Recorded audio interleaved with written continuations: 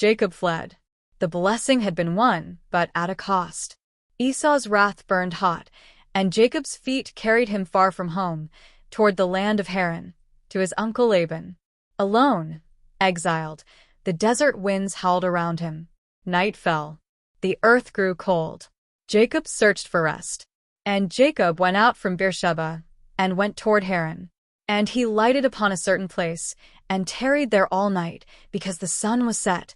And he took of the stones of that place, and put them for his pillows, and lay down in that place to sleep. Genesis 28 verses 10 to 11 KJV. A stone for a pillow. No tent. No comfort. Only the stars above, and the weight of fear within. But as he slept, the veil between heaven and earth parted. And he dreamed, and behold, a ladder set up on the earth, and the top of it reached to heaven. And behold, the angels of God ascending and descending on it. Genesis 28 verse 12 KJV. The vision burned bright. A ladder, or stairway, stretched from the dust beneath his head to the glory of heaven above. Angels moved like fire, ascending and descending, carrying messages between God and man. And above it all, the Lord himself stood. And behold, the Lord stood above it, and said, I am the Lord God of Abraham thy father, and the God of Isaac. The land whereon thou liest, to thee will I give it, and to thy seed. Genesis 28 verse 13 KJV. The covenant, alive, unbroken. And thy seed shall be as the dust of the earth, and thou shalt spread abroad to the west, and to the east, and to the north, and to the south. And in thee, and in thy seed shall all the families of the earth be blessed. Genesis 28 verse 14 KJV. The promise given to Abraham, renewed to Isaac, now passed to Jacob, the fugitive, the deceiver, the exile. And God spoke more. And, behold, I am with thee, and will keep thee in all places whither thou goest, and will bring thee again into this land, for I will not leave thee, until I have done that which I have spoken to thee of. Genesis 28 verse 15 KJV. Jacob awoke, trembling. His voice whispered in awe. And Jacob awaked out of his sleep, and he said, Surely the Lord is in this place, and I knew it not.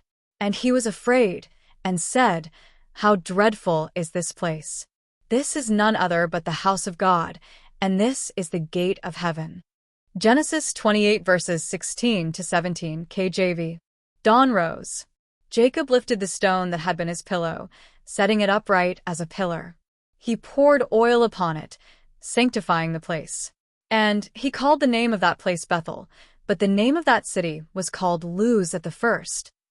Genesis 28 verse 19 KJV. Then Jacob made a vow. If God will be with me, and will keep me in this way that I go, and will give me bread to eat, and raiment to put on, so that I come again to my father's house in peace, then shall the Lord be my God. And this stone, which I have set for a pillar, shall be God's house, and of all that thou shalt give me, I will surely give the tenth unto thee. Genesis 28 verses 20 to 22 KJV. Bethel, the house of God, became sacred, forever remembered as the place where heaven kissed the earth, where a wanderer met the living God. Lessons from Jacob's dream at Bethel. God meets us in our lowest places.